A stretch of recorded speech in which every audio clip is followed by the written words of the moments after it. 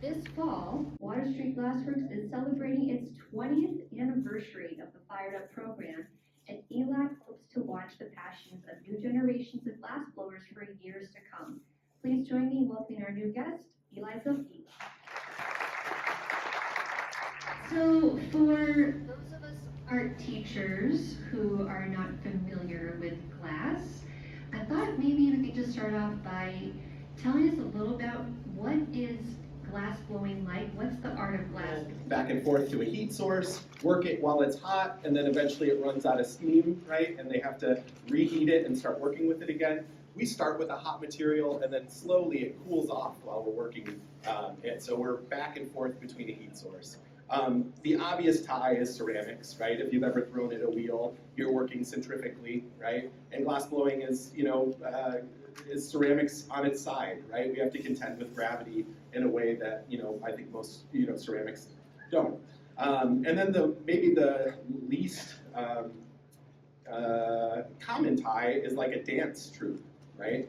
And because, glass blowers work in teams, you're very limited if you're working solo by yourself. And so, in the way that a dance troupe works together and everybody knows their place and everybody knows what the next move is, glass blowers work in a very similar way. It's taxing to have to communicate throughout the process. So, a really well-oiled machine team, you're going to see, maybe just a lot of grunting at each other. This is what I need, and that kind of thing. So for me, that's the biggest difference in between glass blowing and any other art form is the teamwork aspect of it. Thanks, Eli. And you've been doing this type of teamwork for most of your life. So, as I told the audience here, we've got some great high school picks, right? Tell us a little about how did you get to where you are now, to being the head glass blowing instructor of Water Street Glassworks? So, as you introed, my beginning in glass was in the Fired Up program. And I always like to say that if you give any, 12-year-old access to fire, they're instantly hooked, right? And that's what it was for me. It was this, all-encompassing adrenaline rush that, I think was so good for, a kid with ADHD.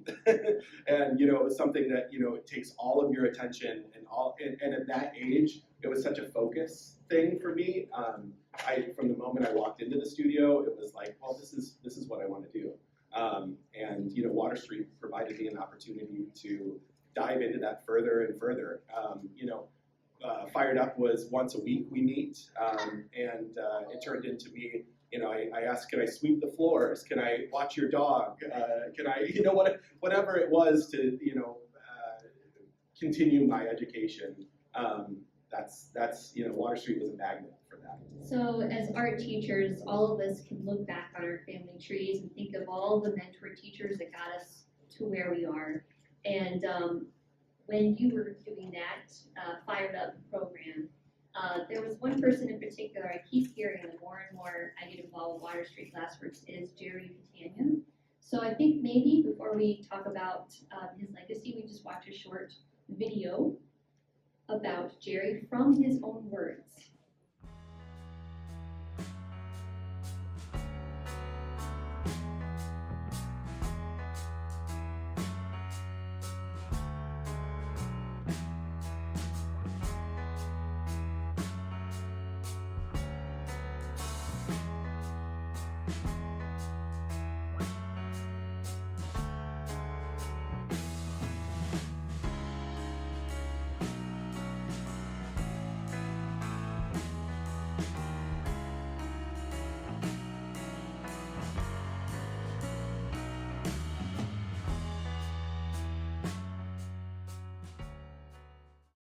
Big picture, little picture, how glass got to Benton Harbor. This is a slide of the work by a famous glass artist, Dale Chihuly. It's in front of the Crassel Art Center. It was acquired by them in the year 2000. This is the beginning of glass showing up in this area. Chihuly's work is an example of historic change in the way the medium of glass entered the world of art and craft. This is a second example of the of glass entering our community, and done by a not-so-famous artist, Jerry Catania. This is hanging in the lobby of the Edgewater Bank. If you ever bank there, it's a good place to bank. You can see this example if you do. In 1972, I was a student of Dale Chihuly's in an experimental glass workshop with 29 other students. This is my class. Myself and 29 other students represented here built this makeshift glass studio and learned how to blow glass. It was no doubt an expression of the spirit of the times, and glass as a medium would find a new audience for expression. For the first time in history, creating, designing, and making glass was solely in the hands of an artist and the individual mind of an artist. Prior to this, glass was always part of an industry. When I came home from the Chihuly workshop, I set up my own studio and developed two patrons.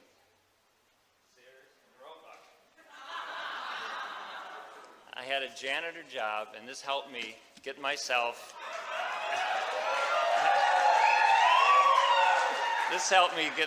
a studio and began to start working in glass. I often took the show, my glass studio, on the road.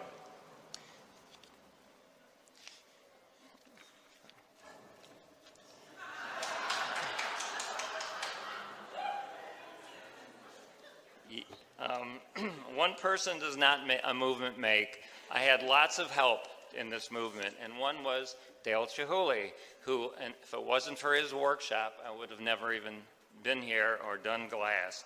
The other were my wife, Kathy, and a patron for the Oxbow, Saugatuck Oxbow studio, Dilly Burke. Kathy, if it wasn't for Kathy and Dilly, my career probably would have just ended right there.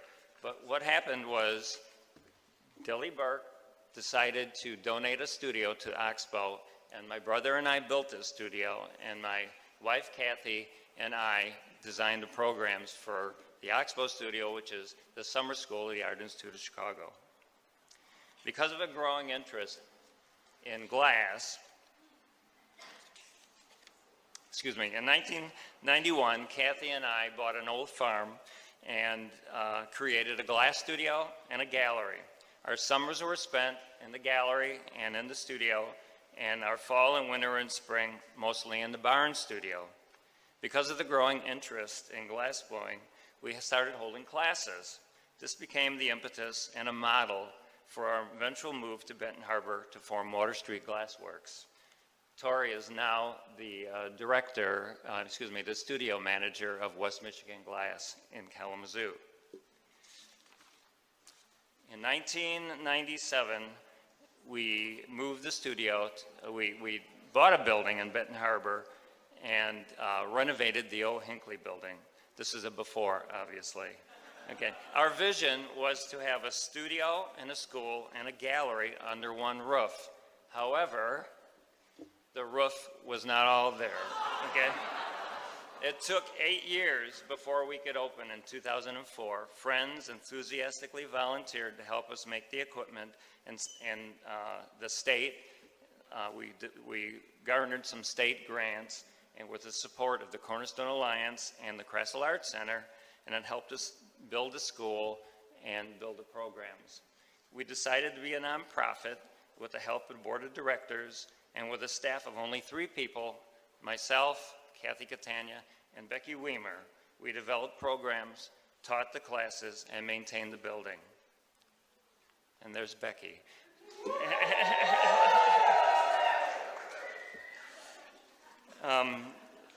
Without the 3 of us doing all this stuff, we wouldn't have developed into what we have now as a school.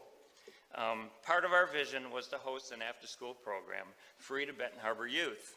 After years of teaching glass, we knew the magical power of glass to conjure up the creative spirit and strengthen positive emotional growth.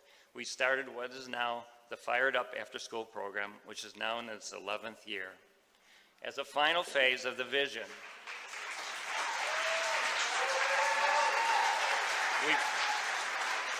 We formed Gelato Works, an arm of the school designed to bolster revenue for the school and serve as job skills training for the students and our after-school program.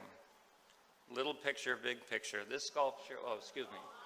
And this is the inside before, this is the inside after of our studio.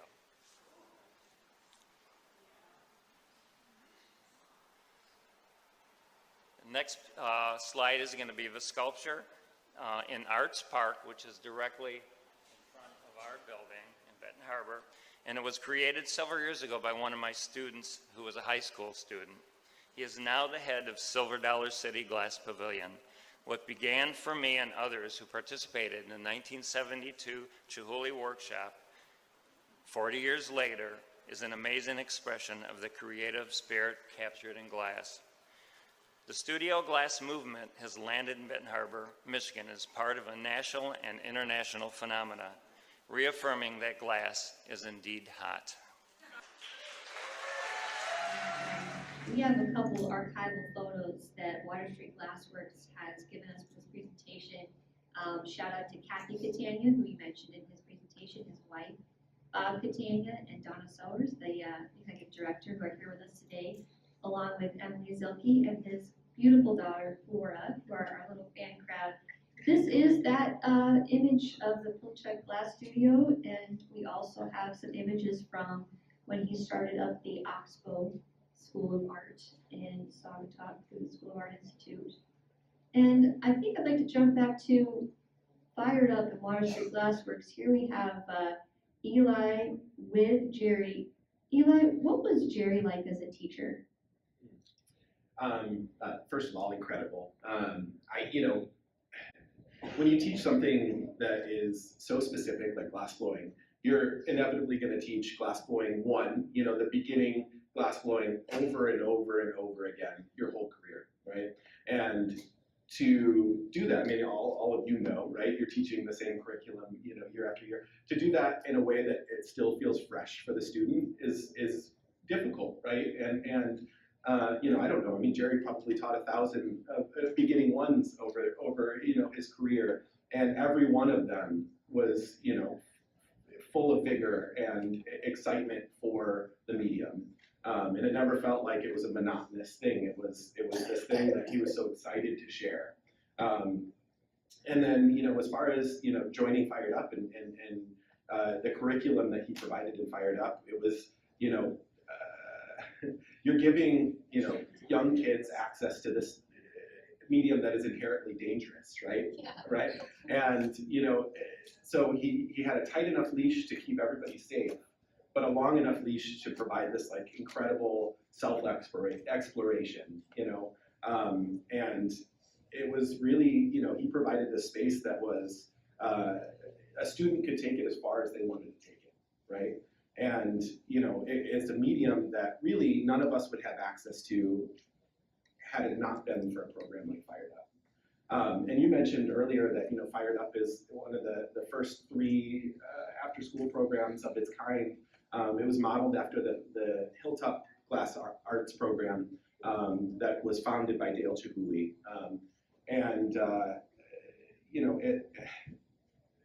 There are a handful of these programs across the country, and I just happened to, be born in the same town that, this amazing thing is happening, right? And I feel so fortunate, to have learned under him and to, for him to pour into me in a way that it's not only, learn this medium, but eventually it was learn how to teach in a way that is digestible for students. My teaching style today is directly reflective of Jerry. He had an amazing framework that I was lucky enough to teach under him for a number of years, and really provided a career for me. And I have a unique perspective of, I've actually been in a class that Eli taught me. And so I've seen what Eli and all the instructors at Water Street Glassworks are like as teachers.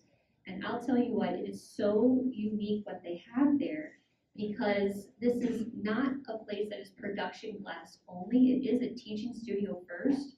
And you see little traces of Jerry and everything from even Eli was saying, now when you're glass blowing, this little mirror where you can see your bubble, that's just here. That's not in most studios. And so I'm thinking like Fired Up being so unique, that really is what called me to come and be a part of volunteering at Water Street Glassworks. Can you tell us like what is the Fired program about? What do you offer for students? Yeah. So to enroll in Fired Up, we ask for a minimum of a 2-year commitment. So this is not a drop-in program. You know, I mean, it's a medium that really I need 1,000 hours to, you know, get these students to where they're at. So the students come once a week for 2 hours, which is not a lot of time. And you know, it's a program about learning art forms, not only glass blowing, bead making, glass fusing, and at certain times during our program, stained glass as well. But really, more than that, it's how does a program like this boost the confidence of the students, right? I don't think we're under any illusion that every single student that we have in the program is going to be a professional artist one day. But what, you know, the hope is that they gain the confidence to market themselves and to interact with people that maybe they wouldn't interact with during their schooling or organized sports or that kind of thing. The culmination of the program at the end of the year is they represent themselves at the Krasel Art Fair, which at one time was one of the biggest art fairs in the country. And so these students are making a body of work. They're showing that work several times throughout the year through shows, in-house shows, and high school area shows, interacting with you know, patrons and you know, adult public, and you know, putting themselves out there in a really vulnerable way. And the blooming of personalities and it's just incredible what the program does to raise students up. So I know from being an art teacher, you'll always have that kid that says, I'm not artistic, or I'm not good enough, or I can't do it. And you know, when I'm doing something that involves X-Acto knives, you better be sure I'm counting every single blade and making sure they're doing it properly. And here we're having 12-year-olds in a glass blowing studio. So it's just, I'm wondering how, when we're having all these things that happen with competing schedules that kids can do, they can be in sports, football, band, it takes so much time. How do you get kids to buy in, to Fired Up, to be committed? And especially like in Benton Harbor with an underserved population, what is it like to build those relationships and get commitment out of kids to be in the Fired Up program?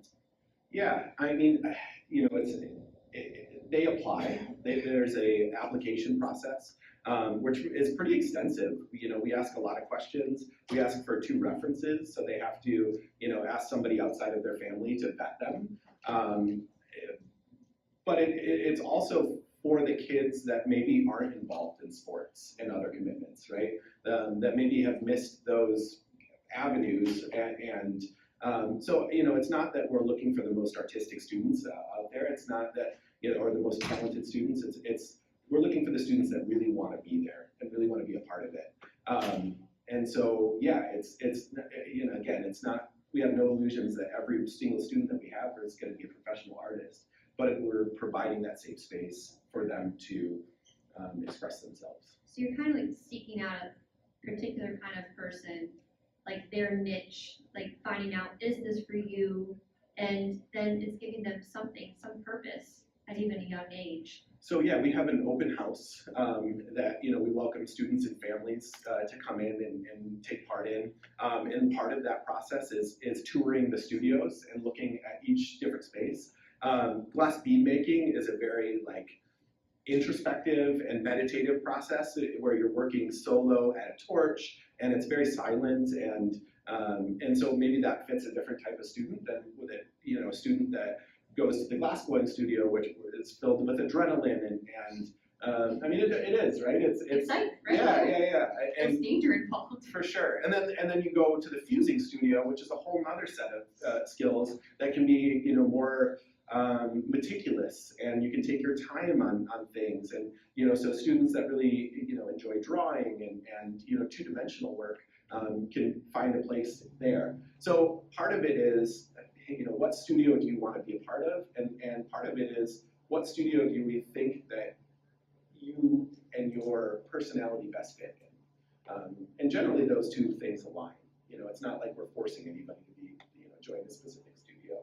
I do, we have a height requirement because some of the equipment, when a 12-year-old, some 12-year-olds are 6 feet and some 12-year-olds are, right. There's a vast difference there. So, and it's not even so much a maturity thing either. I find, you think 12-year-old, you think, okay, they're, the focus isn't there. Glass demands focus. And so, the students that were, ADD, ADHD, it's a really great fit for them because this is not a project that you can set down and come back to later. It has to be completed all in that one finite session. And so, students that maybe have a hard time focusing in school or in their other activities, I don't find that to be the issue in the Glass Code Studio. And also, you're in Benton Harbor. And Benton Harbor Arts, we were just talking before this, has had a lot of cutbacks and lack of art programs. And one thing I've seen is that Water Street Glassworks is run by a strong, fierce, small team of volunteers and employees and coordinators that go out and they advocate, and there's transportation and snacks. And just tell us a little bit more about some of the connections with being in Benton Harbor. Benton Harbor is an interesting history. Benton Harbor and St. Joseph, its sister city, are separated by a river. And there is a big economic divide that happens in that river as well. Where Benton Harbor is historically poor, and St. Joe has a history of being affluent. And these are a mile away from each other. St. Joe has art in their schools, and Benton Harbor a lot of time doesn't, or very minimal art in their schools. And so, a lot of the students that we have not received any formal artistic training, throughout their entire, education. And so, yeah, to be able to provide that, at the high school, middle school, high school level for the very first time, it's amazing. I mean, the pent up creativity in these kids is just like bursting out, right? And it needs a place to be explored. Glass is an expensive medium, right? And the fuel consumption of our furnaces is $2,000 a month, right? And it's not something that most students are ever going to have access to. And so, to provide them this thing that they can do better than anybody else in the community because they do have access, is such a confidence boost for them. And for me, that's the most important part, is that it puts the students in this position of power. And, I mentioned that, the culmination of the program every year is the art fair. They have to go out there and represent themselves. And what I tell them, that's nerve-wracking, right? We practice it before we go out. But, I think something that helps is they know more about glass than 99% of the people that they're going to interact with, right? And so it puts them, these kids who maybe at no point in their lives have been in this position of I know more than, or, this confidence, it puts them in this position of power. And that's really empowering beyond the studio. Next, actually, we have a treat. Eli has been reaching out to alumni, even people that he was classmates with when he was a fired up student.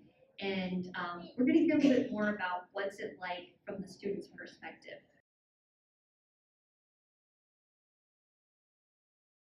The most impactful part for me was taking on the entrepreneurial skills and the business of art and learning how to communicate with people.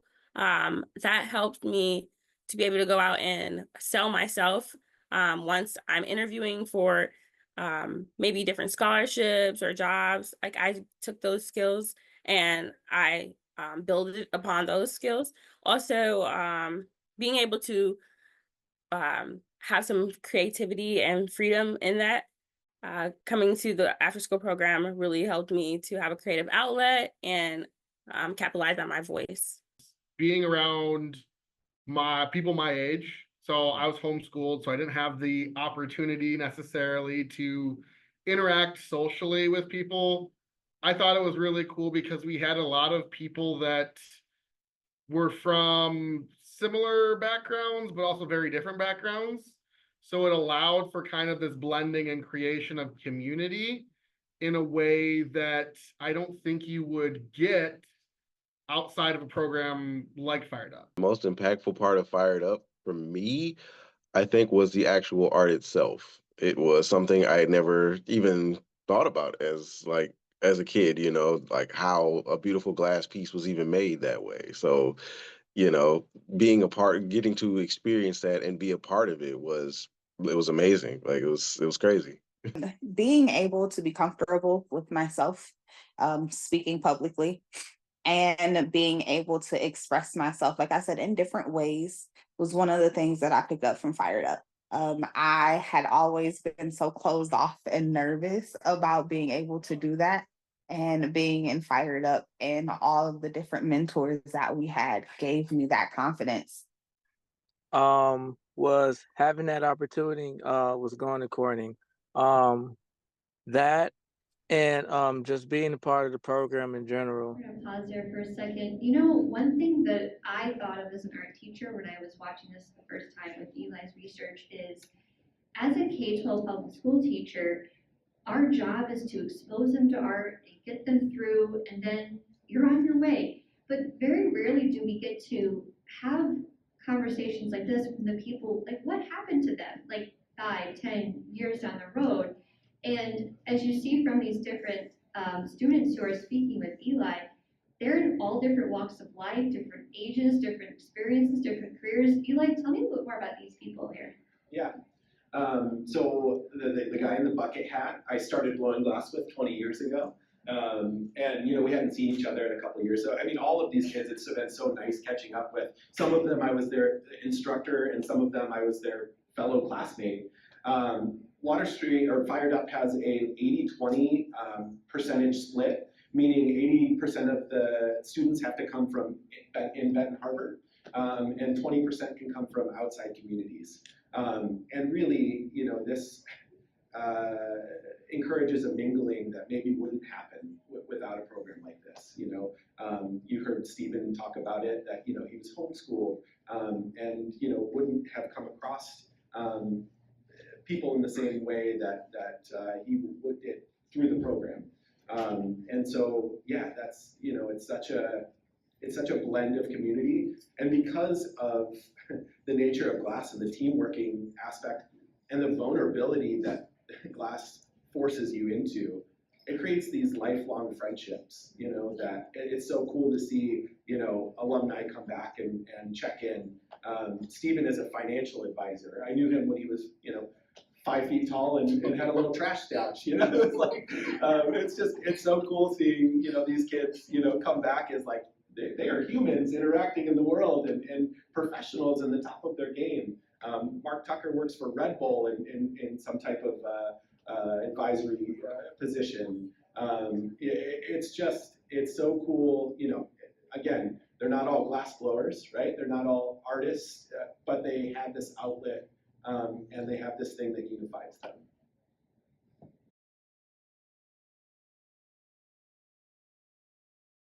It definitely helped me. I was a very quiet kid, so it definitely helped me learn to work as a team a lot more. It helped me get, more involved with people because I was definitely more of a silent kid growing up. So it definitely taught me that. Learning how to sell myself for sure. I'm still in the arts district, so I actually love participating and being artistic and creative. So I believe I still take those skills that I gained and use them for my own, maybe I say mental health and therapeutic resources. Yeah. Just by being connected to the arts district and knowing that there's something going on down there, or using those connections in my current job for workforce development. I've taken those connections and used them to continue to push the information and the resources out there about Water Street Glassworks so that other youth can use those same resources as I did. Is that things happen? Like in the world of glass, like things happen, mistakes happen, just unforeseen circumstances happen. It's really, what do you do with the situation? Yeah. So one of my favorite stories to tell, so the first the first time I entered the Kalamazoo art show, I had to pick two pieces.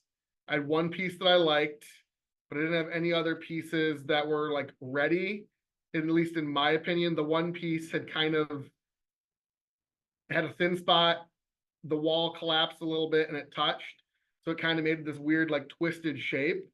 I was like, well, it's, you know, it's unique. It's still kind of cool. But of the two pieces I selected, it was the one I was least proud of because it was a mistake. Yeah. And that one ended up winning best in show at the art show. So it was a really cool lesson to know that even when things don't go the way that you want them to go or the way that you think they should go, it can still work out in your favor, just having the right mindset about it. Yeah. So I mean, it was a constant reminder that things happen in life and you just have to keep moving forward.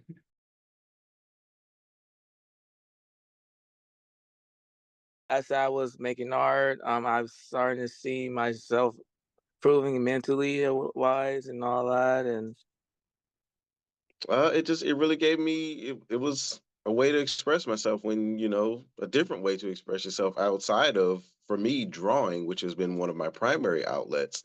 So fired up and doing glass blowing was, like I said earlier, it was just something so different, something I would have never thought I would have ever done before. And it was a different form where I can draw something and put it on a piece of paper.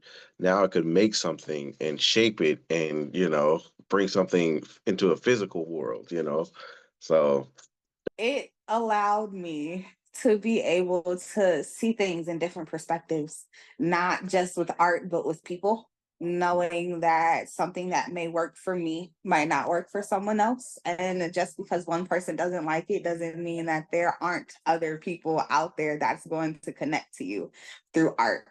I needed to have that outlet at Water Street, more focused on being creative, using my hands, and not having to be one way or another. It was just like, come here, be creative, find out who you are in the process, and see where that takes you. Really didn't like art, and I think it was because growing up, art meant like drawing or painting. I really sucked at those. Yeah. And so it wasn't something that I really even wanted to attempt to get better at. Whereas glass blowing kind of allowed a little bit more of kind of a unique expression because there's definitely a certain physical element to it, which I could do. And there is technique that, you know, you can learn and slowly perfect. So it all made a lot of sense because my mind is a little bit more on the logic, like science side of things. And so knowing, hey, if this is too cold, it's going to do X, Y, Z, or hey, if this is too hot, it's going to open up these opportunities. And so it was really that blend of a medium that I could apply the logic and the science and the things that I use in my everyday life. How cool is it too to see the fact that looking back as adults, they can see exactly how fired up helped them in life with life skills. And even as art teachers, if you could have your students say how your art class is helping them with all their other classes and everything they do in the future, how cool is that? I feel so fortunate. I reached out to a bunch of students, and there are very few that didn't get back to me, you know, and that to me shows, you know, their importance of the program in their life. They're all awesome. I say kids, they're not kids anymore. They're like full-fledged adults, but it's cool that they are willing to give me some time and you know, talk about the program and you know, just seeing them, they all light up about it, and I think that's the, you know, the greatest review that you could get.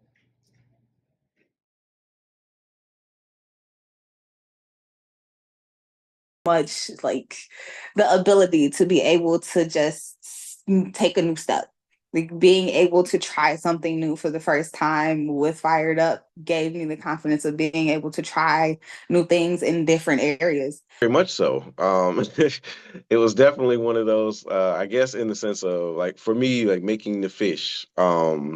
that was an area where at first I was very like I didn't have that confidence, but like when I finally like really when I felt I really got it down, along with the Makia bowls. Do you remember Mm. those? Yeah, I do. I Yeah, do. like right. So like making the first few of those, and then finally when I started like getting towards the end and really mastered the art of making them, of course. Oh yeah, most definitely.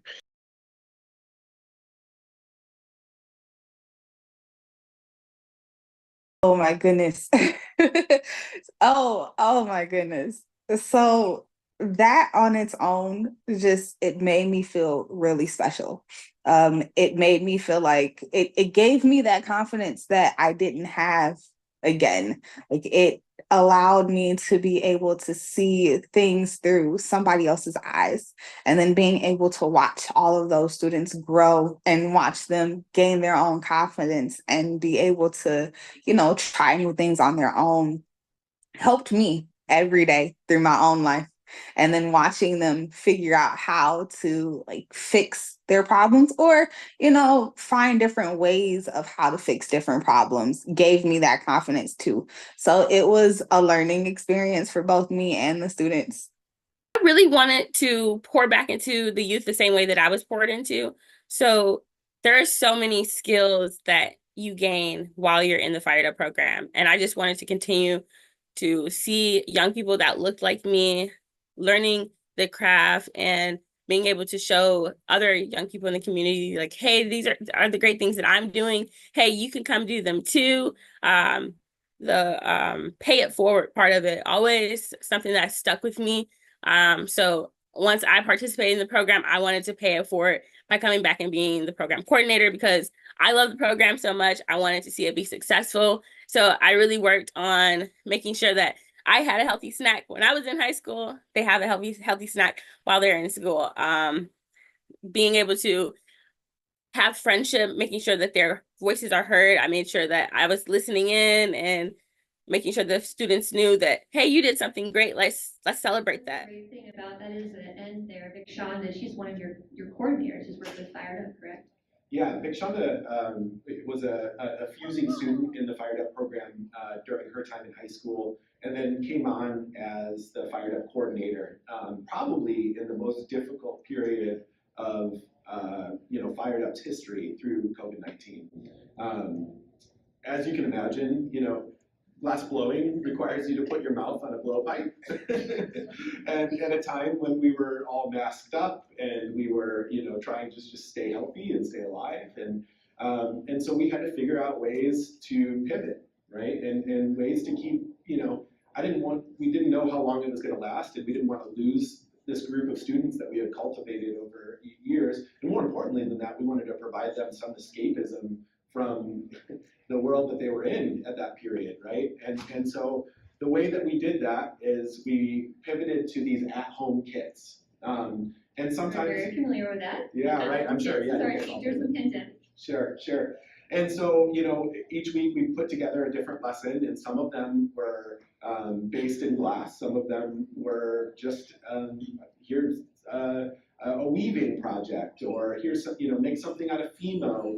Let's make little clay project. So it was just about how do we provide them some type of escape from. And unfortunately, a lot of that happened via Zoom. And a lot of these students were on Zoom all day, every day. And so it was a challenge. It was not, I think it was a great thing that we offered. It was also difficult. It was really difficult. I think it's vulnerable to show your space, to be on Zoom and to have the background be the place where you live. For a lot of these students was hard. They didn't want to necessarily show that. But we got really great participation, and it was, at a time when nobody was seeing each other in any way. It was really nice to be able to see their faces and check in and just see, how are you? And part of like coming back from the pandemic, you've had a lot of these hands-on experiences. Can you tell us more about Edgar Valentine? Yeah. So Edgar Valentine was a contestant on Blown Away, which is I describe it as like the Great British Baking Show meets glass blowing. It's a competition-based show where via Netflix, And Edgar made it, he was in season 1 and made it about halfway through that competition before he was eliminated. But he agreed to come and teach a workshop at Water Street. And Edgar is a person that a lot of our students can identify with physically, right? He started in the Hilltop Class Art program, so he had a very similar origin story to these students who are aspiring to do similar things. So he was great. He was amazing. He spent time. He came in early just to. He was teaching a class at Water Street and participating in a show at the Krasl Art Center. But he came in early just to spend the day with the fired up students and show his technique and his style. And he spent one-on-one time with each of them, looking at what they make. He couldn't have been a nicer person, and it was a great role model for these students to see. Entrepreneurship is really like the heart of this program. I think I've heard it said from Kathy, it's like an early college program in Glass. So what are some of the opportunities they've had?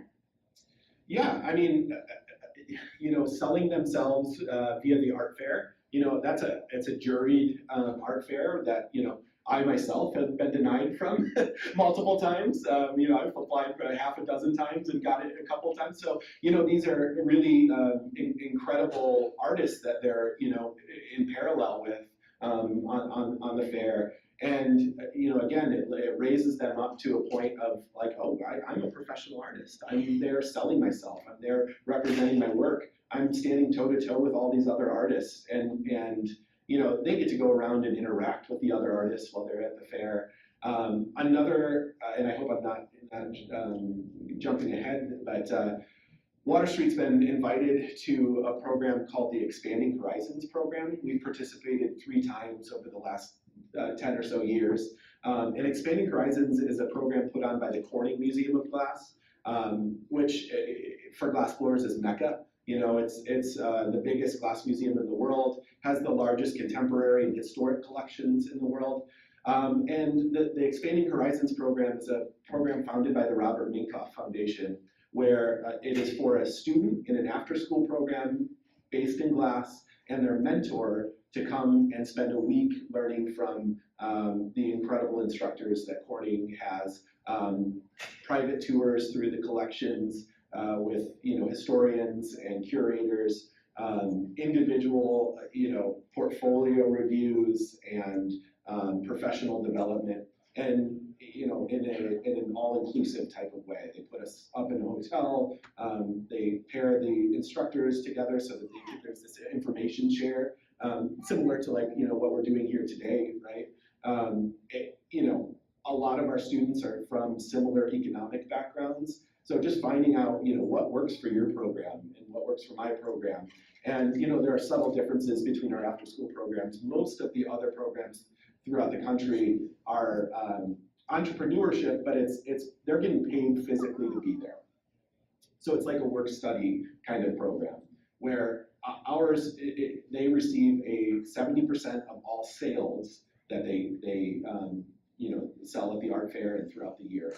And so it's very similar to like being a professional artist. You're going to pay a commission, with whatever gallery that and so there are subtle differences, but as far as like being able to talk to other instructors and kind of share that information is invaluable. And not to mention just like the physical time at the museum was so incredible. So the pieces sold are going directly back to the students, 70% of each sale. 70% of each sale, and then 30% goes back to the program to help fund the next year. And beyond that, they are doing what we call Pay It Forward. You heard Vic Shonda refer to that. And Pay It Forward, we spend, as far as the layout of the year goes, we spend the first part of the year skill building, right? They're learning this brand new medium, and we have to, get the basics out. And then we work to build a show. And like I mentioned earlier, an in-house show where sometimes it's themed, sometimes we give them, an outer space theme or, whatever it be. Sometimes it's just, put together a body of work and then write an artist statement and represent that work to your friends and family. And so, yeah, throughout the year. And then at the end of the year, they, are working towards Pay It Forward, which is production-based glass to help support the program in the next year. And then 100% of that work goes directly back to the program. And for us, it's really important that they are not only making that work, but they're also designing that work. So I found it's much easier to get them to be involved if they're involved in every step of that process. You know, they're not making work under their name or their, you know, but they are doing something that is going to benefit the program and open up opportunities for new students. Awesome. I know we're getting close to the time here, but I do want to end with us talking a little bit more about Water Street Glassworks specifically. It is a teaching glass studio, public access studio. That video you see there, that's one of the sessions I've taken. That's Eli is helping me here with the spin casting on a pottery wheel with a ladle of glass, which I almost dropped, and he helped me pour it in there. Can you tell us a bit more about maybe some opportunities our teachers could do with professional development, maybe bringing field trip over students? What are some of the class offerings that you have? Absolutely. We have several different offerings. One of them, you know, the easiest way to get involved is we have experience-based classes, which are just short form classes. Come in, learn how to make a pumpkin with our one-on-one with an instructor. It's a guaranteed outcome. We are going to make sure that you get the item that you want with your hands involved as much as possible. So that's very hand-holding one-on-one. With that class, you learn, hey, is this something that I want to do in a more intensive way? And if you do, we have our matriculation classes. So it's a series of 30 hours of classes broken into 3 individual classes that my goal for you throughout that process is to qualify you to rent the studio in an independent way. So it's going through the very basics of glass, you know, all the way through a point where I feel like, hey, you're not going to hurt yourself or burn down the space. And so, you know, in 30 hours, that happens, you know, pretty rapidly. I mean, you've taken, what, 2 of them that were? Yep. Yeah. I did spin casting and glass blowing 1, and my husband Derek's done 1 and 2. Yeah.